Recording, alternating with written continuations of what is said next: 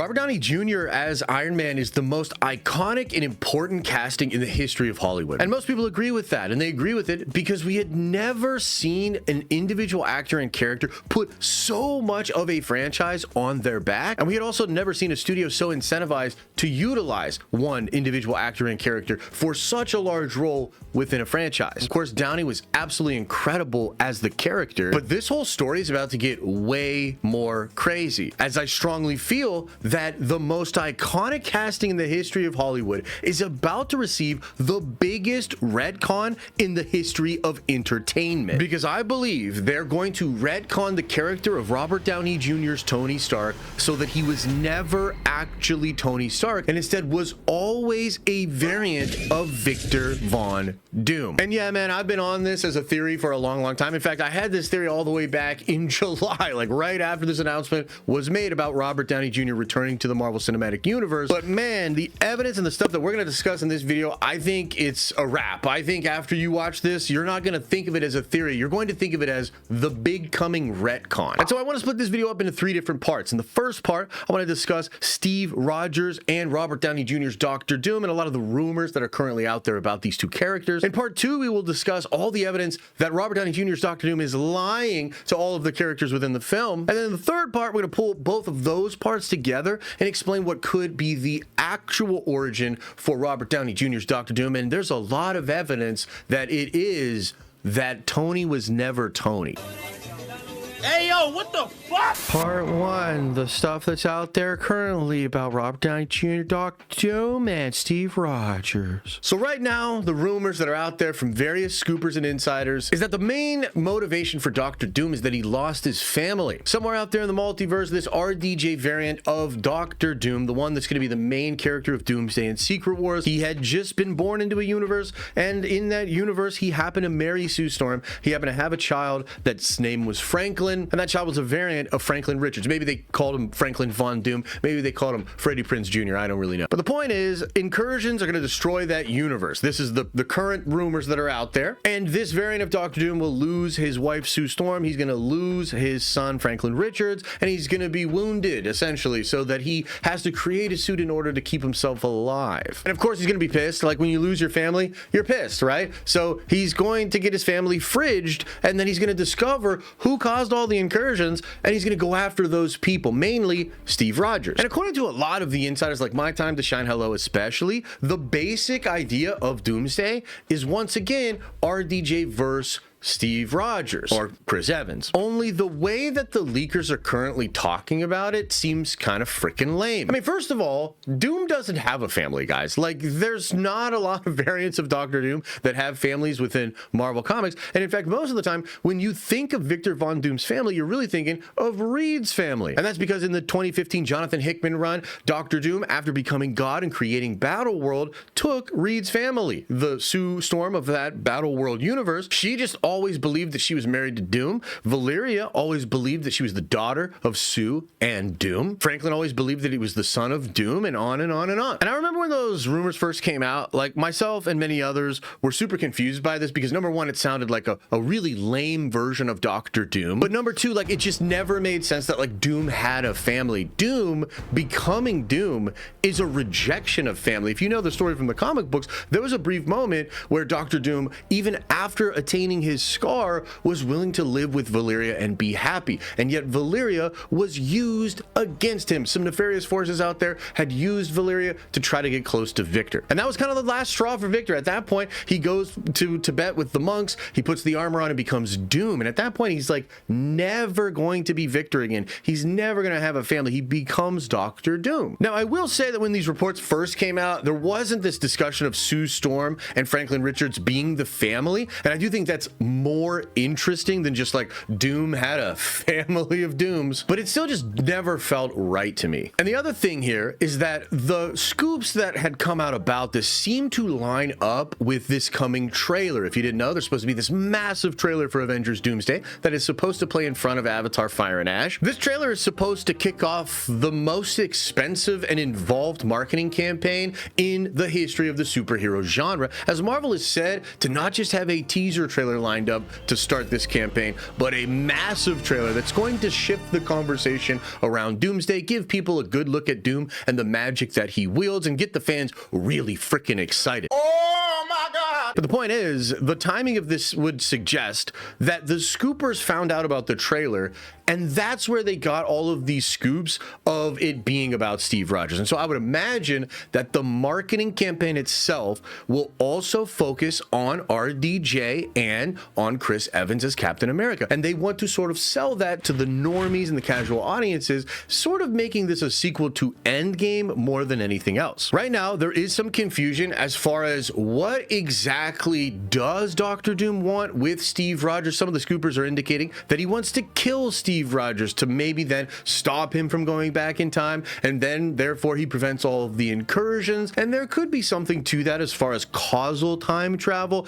Kang seemed to be able to do causal time travel. Loki seemed to be able to do causal time travel. So it's possible that Doom wants the power of Loki to then be able to causally time travel, kill Steve Rogers, and prevent all the incursions. However, now we have to talk about how Doctor Doom's lying to everybody. Part 2, Doctor Doom's lying to everybody, and it seems like it's real bad. So throughout the last couple of weeks, we've been getting a lot of reports of Doctor Doom variants, Doom bots, or a cult of Doctor Doom. This mostly came by way of Daniel RPK and a scoop that he had about how there would be many variants of Doctor Doom, including 3 different female variants. Now, there's a bit of telephone game happening here with various different people having different parts of this story. John Roca indicated that there would be at least 2 female variants of Doom, one dressed in gold, one dressed in purple. Actually, I forget which ones he said. All I know for sure is I was told there's 3, one in green, one in purple, one in gold.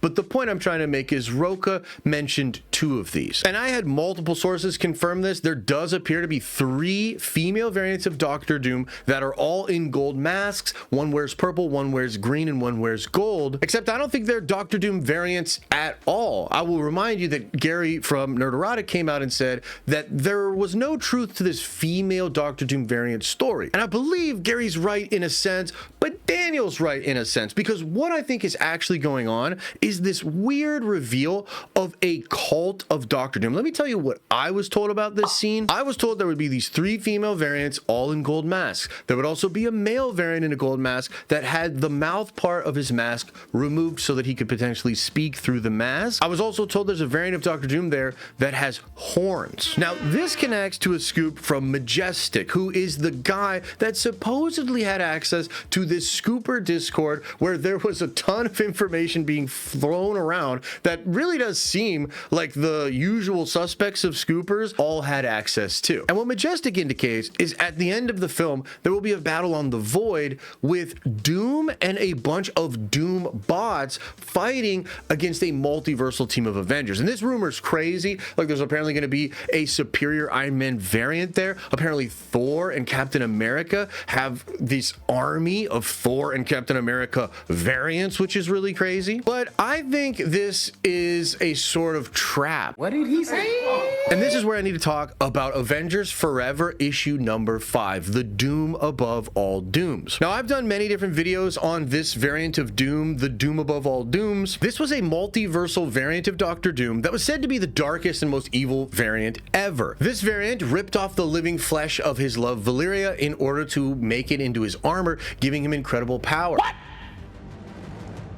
What the fuck? This variant of Doom goes around the multiverse, destroying worlds, killing Avengers, grabbing up variants of himself, bringing them to his big old Death Star battleship, which is also a variant of Doom that was Ego the Living Planet. Super cool. And this variant of Doctor Doom causes the other variants to go insane, cut out their own tongues, and become essentially Doom bots. So that's where the confusion from that comes in, I think, is that at the end of the film, there's going to be all these different Doom bots, and then maybe Captain America destroys one of them, and then there's a bunch of blood, and we're like, oh wow, these aren't Doom bots at all. These are Doom variants. This means that Doctor Doom has a cult, he has a version of the Illuminati, he has lieutenants and people working for him, and he has machinations behind the scenes. Now, in addition to all of that, there have been reports that Sylvie is going to be heavily involved in this film, and she's going to be secretly working with Doctor Doom. And in fact, it's apparently going to be revealed that Sylvie's the whole reason Doom's able to get into the TVA, destroy the TVA, and basically destroy the multiverse. And it is said that Sylvie and RDJ's Doctor Doom have a lot in common, and that is a massive hint. I believe that implies that they're both variants that didn't have a plushy life on the sacred timeline, and instead were forced to run away from the TVA, run for their lives, and have a horrible existence. But what's more important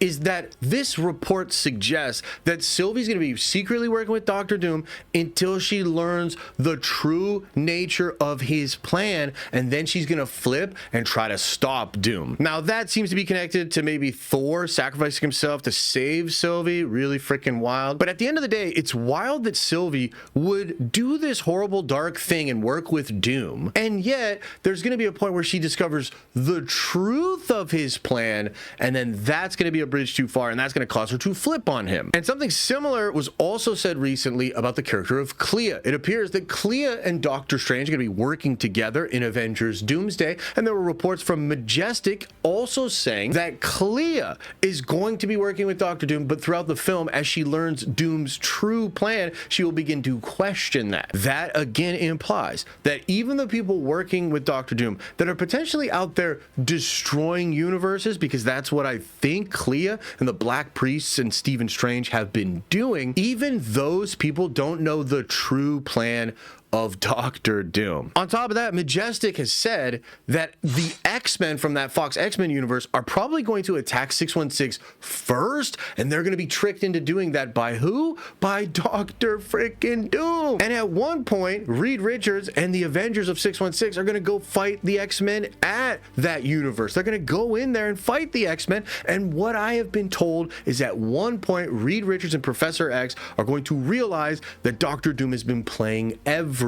So Doctor Doom is lying about what his motivations are. Now, according to My Time to Shine, what he is lying about is that he can stop the incursions. So he's going to tell everybody that he can stop the incursions, but his real motivation is to actually get to Steve Rogers. But she also says there's more to it, okay? And ultimately, what Majestic is reporting is that Steve Rogers decided to keep the fake lie of a universe going, and Doom is not about that life. Doctor Doom is going to blame Steve Rogers for seeing the truth of the multiverse, likely when he went to put the stones back in what would have been the Nomad show. I believe RDJ's Doctor Doom is going to realize that Steve, instead of actually just letting the fakeness go away and letting the Prime Universe come back, Steve Rogers' character went back to live with Peggy to make sure that the events of the Sacred Timeline went the way that they were supposed to go because of his friend, Tony Stark. Remember, Tony tells Steve, I have to tell you my priorities. Get everybody back. I hope so. Lose what we now have? I can't. No changing time. That was the agreement. And so Steve, going back to put all the stones back, even if he were to discover the truth of the multiverse and that his friend Tony Stark was a Victor Von Doom variant and the Sacred Timeline was a complete sham, even though that's what Steve might realize, Steve's not going to stop it. Steve's not going to change anything because the promise he made to Tony Stark. Now, Victor will view that as a bullshit ass agreement with a fake ass variant. And I think that's part of why other scoopers have said that Doctor Doom in this film is going to have a vendetta against the multiverse. And so it's pretty clear to me that Doctor Doom is going to be lying about his real motivations. Now, it's possible the lie is that he can stop the incursions when really he's just trying to destroy the entire multiverse and the people that caused the incursions are somewhat important to that. What I think is going on is Doom's lying to everybody in saying that he can stop the incursions. He's lying to everybody by saying that he can reset the multiverse, and that's actually not true. And on top of that, it's not even what Victor wants, right? I think the truth is he wants to seek vengeance. He wants to stop Steve Rogers and stop these people that did cause incursions, but maybe he just wants to grab them up because they are powerful enough to allow him to do what he really wants to do. Or maybe he just has a vendetta because, again, Steve Rogers saw the truth, and yet Steve Rogers chose to keep the fake 616 alive. And before we get into part 3, where I pull all of this together, I just want to say that I think this is really smart on Marvel's part, because by making a plot in which Doctor Doom actually lies about his motivations, they're able to put stuff out in the marketing and even allow stuff to leak out to the scoopers and insiders that is technically true insofar as it will be the stated motivation and the stated plan and maybe even the stated origin of RDJ's Doctor Doom variant. And yet it is also possible that what's really going on is an incredibly well hidden secret that next to nobody knows and will be delivered in a singular piece of dialogue or something that will confirm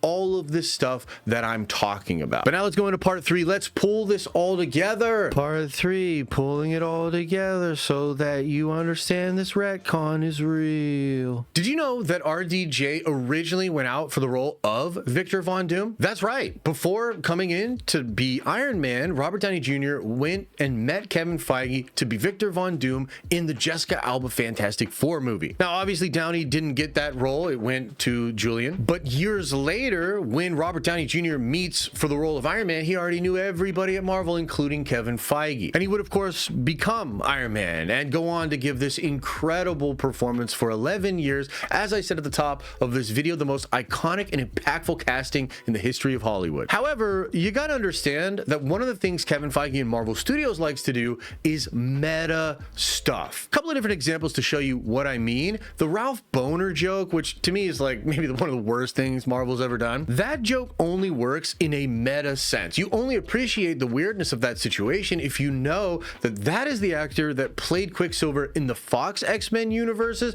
and yet he's here in the MCU as Quicksilver because of Wanda. Another example of meta casting is Channing Tatum as Gambit. That was never a thing, but Marvel fans knew it almost was. And so they have this appreciation for what Chan tried to do back in the day, and that carries over in a meta way to the character in Deadpool and Wolverine. When it comes to Doomsday and Secret Wars, it's probably the most meta that Marvel has ever gotten, because essentially they're looking for a canon explanation for why all the different Marvel franchises had been separated out for the past 50 years. Now, the actual explanation is business, right? Marvel sold a lot of the licenses in the 90s as they were facing bankruptcy. And so things like the Spider-Man license go to Sony, the X-Men go to Fox, and a lot of other licenses get bought by other companies. It was to the point that when Marvel Studios was kicking off in 2005, 6, 7, and eventually when they released Iron Man in 2008, Marvel actually had to buy the licenses back to some C and D level characters. And from that list, they pick Iron Man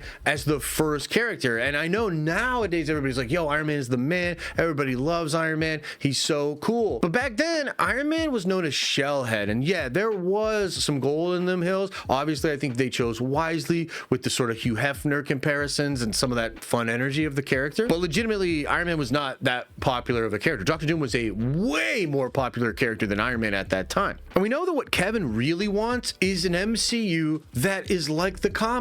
He wants a version of the MCU where he has the X-Men, the Fantastic Four, Spider-Man, the Avengers, and basically any Marvel character that you can think of, all in the same universe. And so what the multiverse saga and ultimately Secret Wars was always supposed to be was a meta way to explain why all of these Marvel characters had been separated into their own little universes, and it was going to be a way to bring them all together for some big adventure and then reset Marvel so that they did exist together. And within this plan, Kang and He Who Remains became that villain. This was a guy who stopped the multiversal war, isolated the sacred timeline, and changed the story. He curated everything. Remember, he had a script for everything we witnessed in the entire Infinity Saga. And according to Alex Perez, had Jonathan Majors not gotten into trouble, they would have probably stayed with Kang. And the original plan for Secret Wars was going to show that Kang had separated things like the X-Men and Doctor Doom out from the sacred timeline. timeline. And these things were going to come roaring back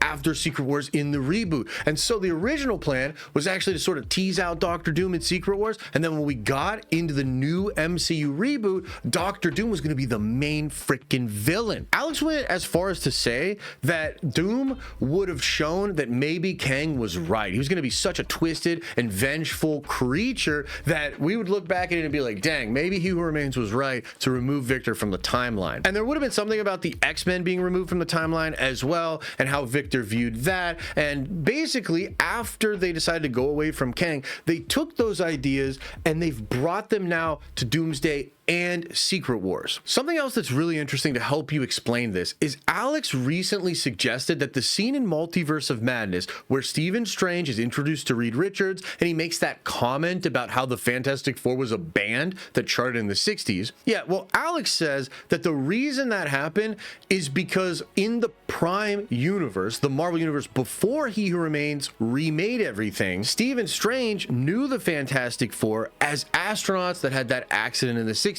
with the gamma rays, and they got their powers. And so the explanation of the scene in Multiverse of Madness was something like some figment of a memory or an echo of an actual memory from the actual Prime universe was in Stephen Strange's mind. And if it's in Stephen Strange's mind, it's probably in a lot of other characters' minds, including Robert Downey Jr.'s Doctor Doom. And it's important to remember that when Downey was introduced, he was introduced in a whole group of Doctor Dooms, and Joe Russo literally said, due to the unimaginable possibilities of the Marvel multi-universe, I give you the one person that could play Victor Von Doom, and it's Robert Downey Jr. And so the obvious explanation that ties all of this together is that the Tony Stark that we saw in Iron Man in 2008, and we watched him go through all of those different movies, ultimately all the way to Endgame, where he snaps his fingers and says, I am Iron Man. That character was never Tony Stark. He was always Victor Von Doom, and the only reason he lived out a life as Tony Stark is due to the shenanigans of He Who Remains. And so, to go back to all the stuff about Victor lying and his plan to go after Steve Rogers, I think ultimately it might come down to Victor realizing that this variant of Steve Rogers is the one that poses the most threat to him when he eventually tries to take over Loki's powers. And maybe that's all it is, and that's why then Steve would go out and recruit all these variants of Steve Rogers, and Thor might be with them, and they're gonna get a bunch of Thor variants. And that feels connected to a leak about Loki, right? Because some of the scoopers indicated that Loki holding the timelines together and creating the tree actually made it so there are more variants than ever in the multiverse, and this is likely done so that there are a multiversal group of Avengers that can fight against Victor Von Doom. And so even though the stated motivation for Victor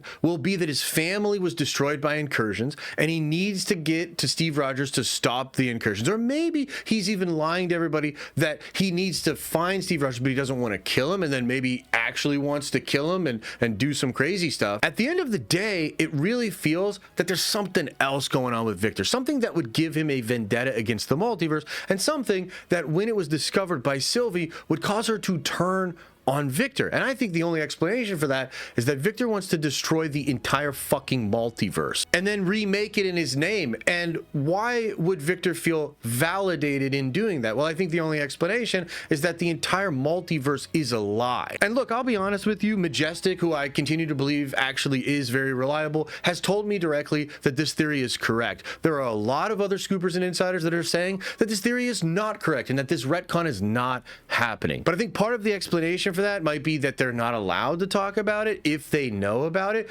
but it's also possible that Marvel is lying to them, because if Victor is giving a stated purpose and in the marketing campaign they're going to talk about his plan and yet all of that is a lie, then it's possible the real motivation for Doom is being held as a super close secret. Maybe only a few people know about this. I mean, it is possible that Victor's motivation is just to kill Steve because Steve went to the sacred time timeline and made sure that the fake-ass Tony Stark Doctor Doom variant lived out his life and had his daughter, and maybe Victor's just really butthurt about that. But if we go back to that Avengers Forever story and that variant of Doctor Doom that's the most evil, something that's really crazy about that guy is, like, this dude chokes out variants of himself. He kills gods. He kills cosmic entities. He wants to destroy the entire multiverse, everything, all of existence, and then remake it. And the thing that's twisted about that is he's willing to sacrifice his own love. He's willing to cut out the tongues of Victor Von Dooms. This guy is twisted. And so this is where my theories start to come in. This is speculation. I haven't heard this from anybody. This is just my speculation, but I'm starting to believe that RDJ's Doctor Doom might be responsible for the destruction of his own universe. He's going to tell everybody that his universe was destroyed by incursions, but it was really him, because he discovered the truth of the multiverse. He discovered that his son wasn't actually his son, and then he absorbed the power of Franklin Richards, the variant that had been placed in that reality, and then that destroyed that reality, but it gave Victor an incredible amount of power. I'm starting to believe that RDJ's Doctor Doom might end up being this incredibly evil variant from that Avengers Forever run. He might be the Doom above Dooms, and maybe he sacrificed his own son and destroyed his own world to get power, to go on this crusade. He's manipulating everybody because on the sacred timeline, He Who Remains took his variant